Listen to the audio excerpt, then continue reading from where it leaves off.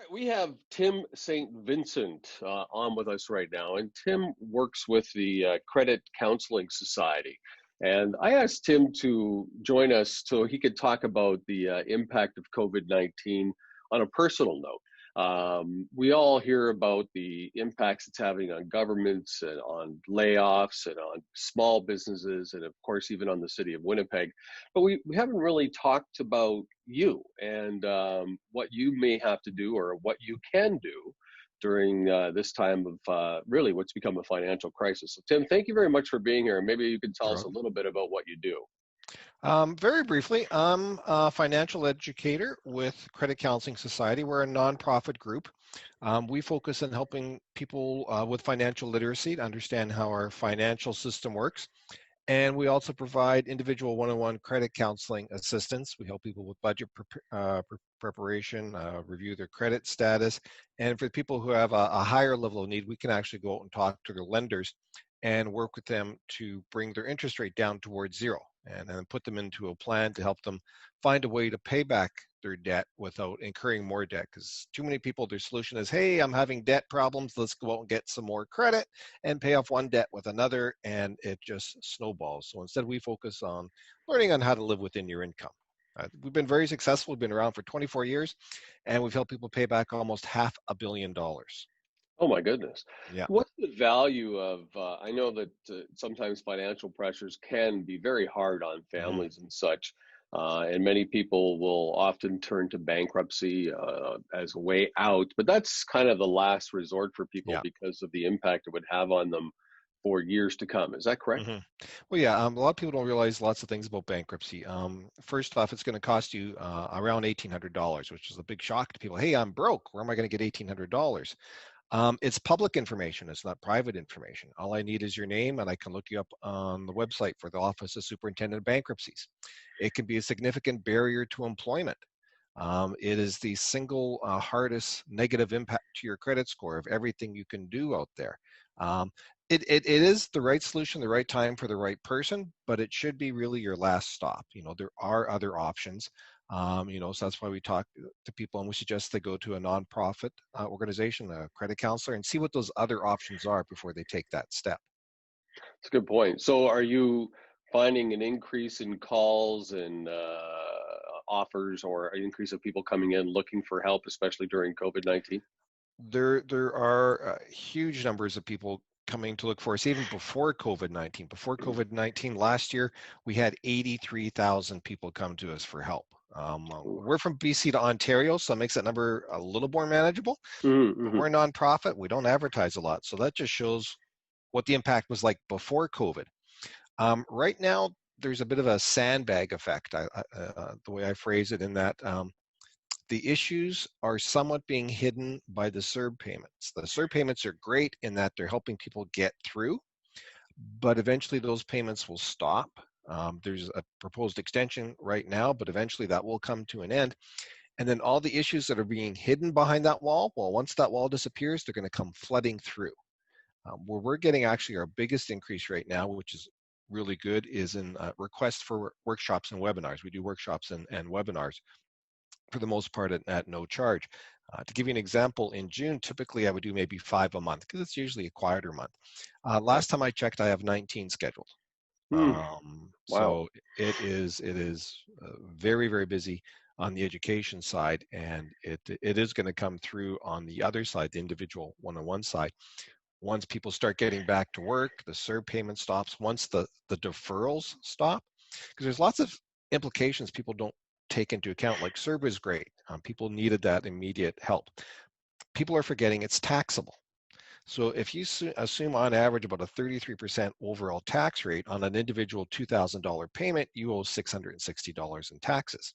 If you take the entire $8,000 amount, you're going to owe about $2,600 in taxes. So that's not going to hit you until next year, but people need to prepare now for that. That's a very valid point. I think that that was one of the items that wasn't communicated very Yeah. well by the federal government. They certainly, you know, communicated, we're here to help you, we're here to help you, but we're only going to give you so much back. Interesting that they would Yeah. do it that way. Why? I mean, if they were really trying to help somebody, I guess they would have taken the tax off beforehand, but then it would have seemed like a smaller amount. Well, yeah, exactly. It has to do with cash flow. People needed the money now, so they gave Right. it to them and made it taxable so that in theory you pay it next year when hopefully things are more stable. Mm-hmm. Makes sense, and it's great if people take that into account and plan for it. You know, they talk about the second wave of the COVID-19, and that's very possible, but there's also going to be at least two waves, I think, of financial disruption. And that second wave, at the very minimum, is going to come at tax time if people haven't planned for this correctly. It can be very disruptive and damaging because people just don't think of that. It's similar with the deferrals that the banks are offering. It's a great deal if you understand how it works. Mm-hmm. Not a lot of people appreciate, and this varies from institution to institution, so check with your institution, that a deferral is not a holiday. It's not an interest holiday. It's not a forgiveness of a payment. They're saying, okay, if you have 20 years left and you take a 6-month deferral, it's now going to take you 20 years and 6 months to pay it off. Okay, so that's part of it. But the second part is that interest on that deferred period, let's say 6 months, is added back into the principal, into the original amount owed. So you have to pay that interest, but now they're going to charge you interest on the interest over that remaining 20 years. I saw an article that broke it down quite well in that if you're making a $2,500 a month mortgage payment at a 3% interest rate and you have 20 years left on the mortgage, the impact on a 6-month deferral could be adding over $11,500 to the cost of your mortgage, right? I mean, if you need that and you understand how it works, absolutely no problem with that. But if you need only 1 month deferral and you go, what the heck, I may as well go for 6, not realizing the financial implication of it, that's going to be a big hit at the end. Yeah, I think a lot of people jumped at these opportunities. I have an old colleague of mine that is an economics person and works for one of the banks, and said, "Listen, banks are not going to lose money during this. So when they give you even a 6-month delay on your credit card or whatever, he goes, they will make their money back." Yeah. He goes, they're not in the business of being not for profits. Yeah. This is an opportunity for them, Yeah. and an opportunity for people to get the help if they need it. But people have to be very cautious because in his mind too, we haven't really hit a big financial crisis yet. The market is going up and down and up and down, and we're seeing the instability of that. But as second and third quarter numbers start to pile in, he believes we'll have that other one. And then if we get hit with another second round of COVID, then that's going to be even worse. So what would you suggest to people right now that are, they're doing okay, but they feel like maybe they're going to take advantage of putting a little more money on the credit card to fix some stuff around the house, thinking everything is going to return to normal? What are the top 5, if I can, things that you would suggest to residents that are feeling the pinch? Yeah. The number one thing is, and it's not sexy and it's not exciting, but it's true, is budgeting. I'm a retired financial planner, and I'm a strong believer that the budget is the core of your financial plan. Whatever you're doing, you have to have a budget. And the heart of that budget is tracking your expenses. Because for me, the way I look at it is budget is like a wish list. It's over here. And it says, gee, this is how I hope I'm spending my money. Tracking your expenses is over here, and this is how I'm really spending my money. It's the reality of it. You need to have them talking to each other. If you don't track your expenses, all you're left with is the wish list, right? And wishing doesn't pay the bills. So those are really 2 core items. You need to have a budget, you need to track your expenses, and you need to understand what's going on. Some people right now are actually increasing their savings just because of the way their financial situation is going on. Some people are making more on CERB. But because more is coming in, more is going out. They're not really thinking for the future. What happens when the payment stops? What happens if there's a second wave of COVID? What happens when the real financial wave hits? They should, again, be going through the budgeting, the tracking process, putting money aside. Key into that, so I'll count this as my 3rd item maybe, is you got to have an emergency fund. And that's, again, a core part of having a budget. An emergency fund should ideally represent about 3 months worth of expenses. And the reason for that is number one emergency that many people will run into in their life is job loss. And a lot of people are seeing that right now. Outside of the world of COVID, it usually takes about 3 months to get a job replacement. So that's why we recommend about 3 months expenses, because if you lose your job, okay, well, now you've got 3 months of emergency expenses to rely on, plus hopefully some sort of severance package, employment insurance, or in today's world, CERB. That should be enough to get you through until your next job, because otherwise, what people tend to do is reach for credit to fill in that gap. You know, the number one reason why people come to see us for help is job loss. The number two reason why people come to see us for help is excessive use of credit. So, and that really kind of ties into, if you have a proper emergency fund, you'd be much better, positioned. People need to realize that even before COVID, there were a lot of problems out there. Half the country has no budget. Not a key coincidence, not for me. I don't think it's a coincidence. Half the country is also living paycheck to paycheck. Yeah. This was before COVID. I can't imagine what it's going to go on to right now. And this is causing a lot of I would think, a lot of mental health concerns too, because it's very, very stressful.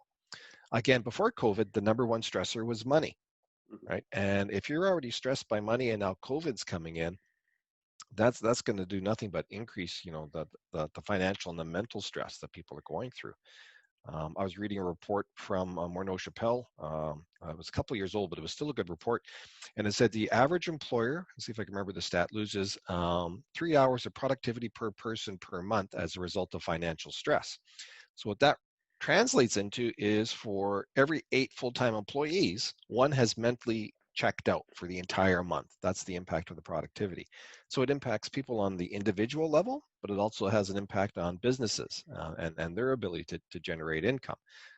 It's just huge all over.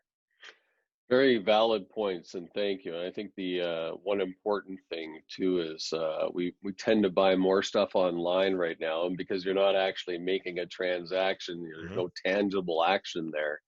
That we have to be very cautious of that racking up. But that gets back to your point of tracking your expenses and keeping a good eye on your finances.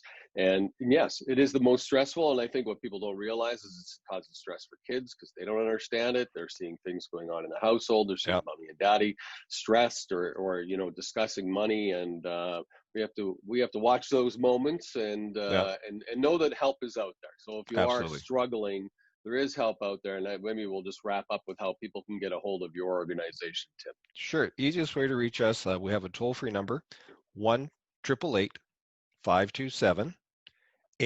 So it's a pretty easy number to remember.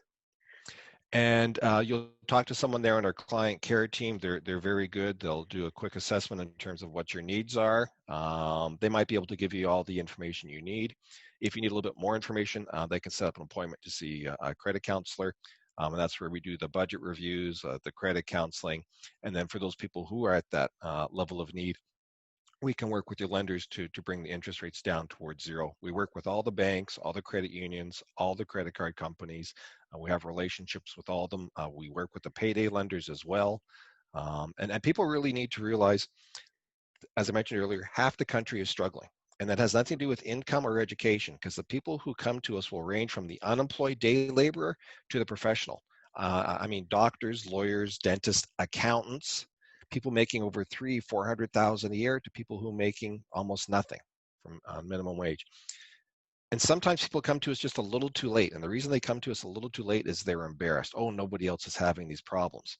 If we can help them realize that half the country is struggling, and it has nothing to do with income, nothing to do with education, hopefully they can come to us a little bit sooner, and we're more likely to be able to offer them some assistance. We can't help everyone, so people we do need to forward on to a trustee.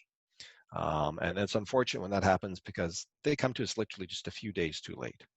Thank you very much, and thank you for your time today. Thank you very much, and I appreciate the opportunity to get out here and have a chat with you and everyone who's listening.